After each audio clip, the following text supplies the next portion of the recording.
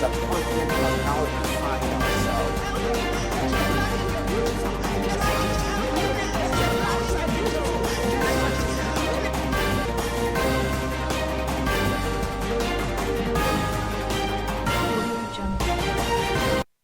In the news, governors NSA IGP meet in Kaduna, court issues criminal summons to shell executives.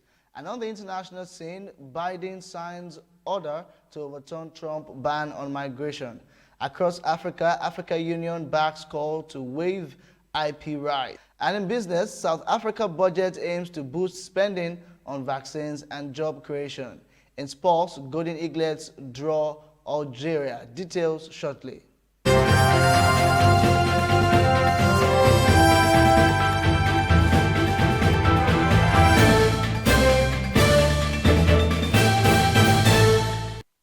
Hello and welcome to your digital first Pan-African News Network, TOS Television. I'm Musa Isesele and you're watching TOS News 360.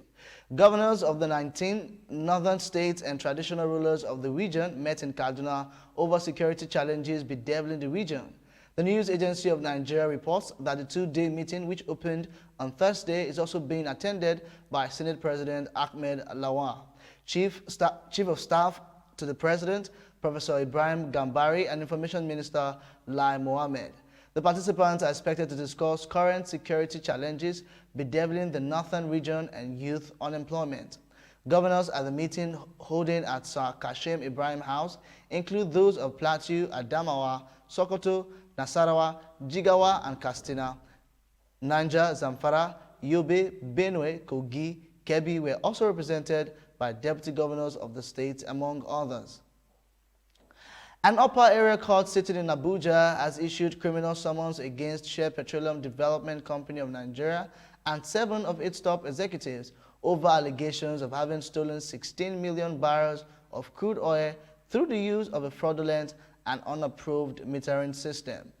The Federal High Court in Abuja on Thursday refused to grant fresh bail to the former chairman of the defunct Pension Reformed Task Force team, Abdulrasheed Maina.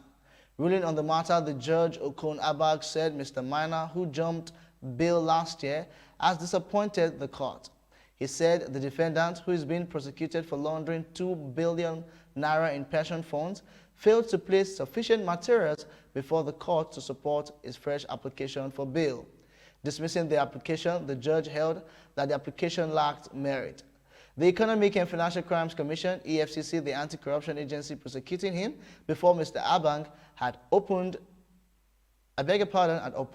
the fresh bail application, insisting that he was not deserving of a second chance. The burial of the 7 Nigerian Air Force men that died in last Sunday's B-craft King Air B359I crash took place at the National Cemetery, Lugbe Airport Road, Abuja. Governor Kayode Fayemi of Ekiti State, Minister of Defense Major General Basha Magashi, retired Minister of Women Affairs Paul Ntalen, among others, were in attendance. Chief of Defense Staff, Chief of Army Staff, Chief of Naval Staff, and Chief of Air Staff, Air Vice Marshal, were also in attendance. This is your digital first Pan-African News Network, TOS Television. You are watching TOS News 360. Up next is developments across Africa after the break. Do stay tuned.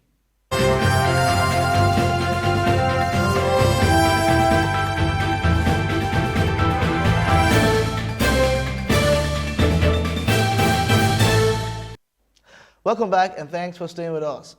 Mozambique has received the first batch of 200,000 COVID-19 vaccine doses from the Chinese government. The vaccines by Sinopharm were received on Wednesday by Prime Minister Carlos Agostinho de Rosario at the Maputo International Airport. The Prime Minister said the government was working on getting more COVID-19 vaccines. The vaccination drive will prioritize high-risk groups like the estimated 60,000 health workers. Meanwhile, the health authorities have reported the lowest number of COVID-19 deaths in the country between Tuesday and Wednesday since the beginning of this year. The country has so far recorded 56,920 cases since the pandemic started. The African Union is backing calls for drug makers to waive some international property rights on COVID-19 medicines and vaccines to speed up their rollout to poor countries, the head of its disease control body said on Thursday. South Africa and India, which both manufacture drugs and vaccines, made the proposal at the World Trade Organization last year, arguing that intellectual property rules were hindering the urgent scale-up of vaccine production and provision of medical products to some patients. They have faced opposition from some developed nations, but the backing of the African Union may give renewed impetus for the push to relax IP rules. John Nkegasong, director of the Africa Centers for Diseases Control and Prevention, told a news conference that IP transfer was a win-win for everybody that would address the huge inequalities in global public health.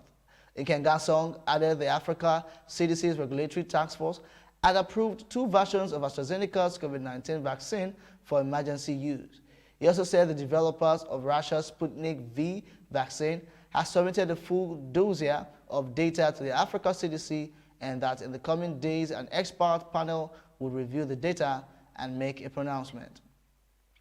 Moving on to the international scene, Australia's parliament passed a law on Thursday to make Google and Facebook pay media companies for content on their platforms. After robust negotiations in which Facebook blocked all news content, the vote makes Australia the first nation where a government arbitrator can set the price tech giants pay domestic media if private talks fail.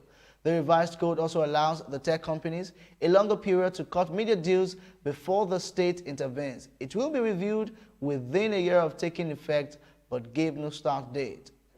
Following those talks, the law passed with new amendments which make it possible for Facebook and Google not to be subject to the code. However, both companies have now committed to paying lucrative sums to some big Australian publishers outside the code. The tech firms argue they already help. I beg your pardon, I take that again. The tech firms argue they already help news publishers by driving traffic back to news sites from their platforms. U.S. President Joe Biden has evoked a proclamation issued under the Trump administration that blocked many green card applicants from entering the United States. The order by former President Donald Trump cited a need to protect U.S. jobs amid high unemployment rates caused by the coronavirus pandemic. In a statement on Wednesday, the White House announced that Biden overturned the measure through an executive order, saying Trump's ban separated families and does not advance the interest of the United States. To the contrary, it harms the United States, including by preventing certain family members of United States citizens and lawful permanent residents from joining their families here, the statement reads. Human rights advocates have been calling on the Biden administration to overturn the measure, which was set to expire on March 31st. This is your digital first Pan-African network, TOS Television. You're watching TOS News 360. Up next is business and sports after the break.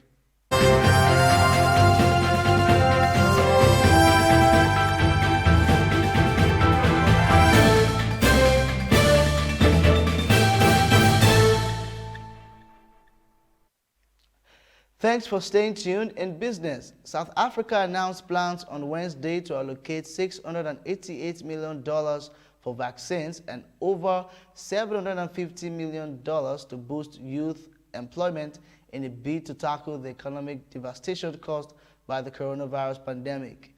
Money is particularly short for the South African government as last year GDP growth contracted 7.2% and the country was already in the grips of a recession before the pandemic hit.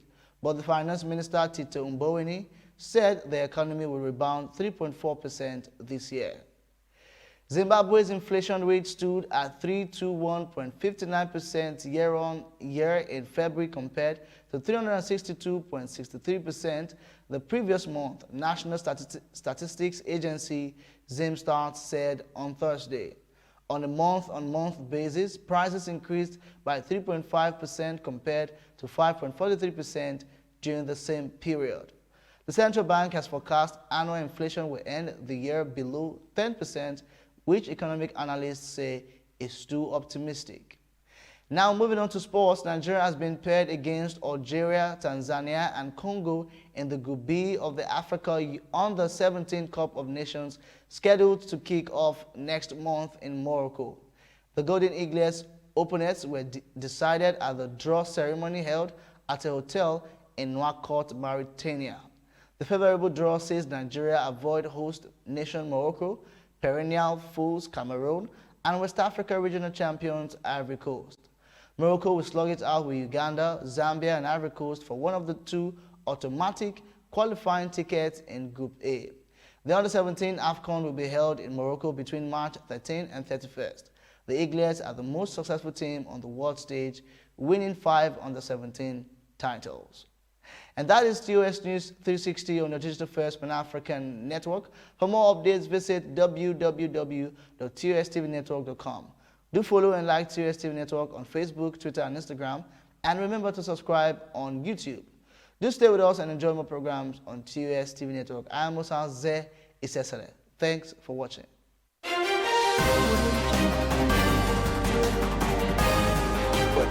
we as a continent are now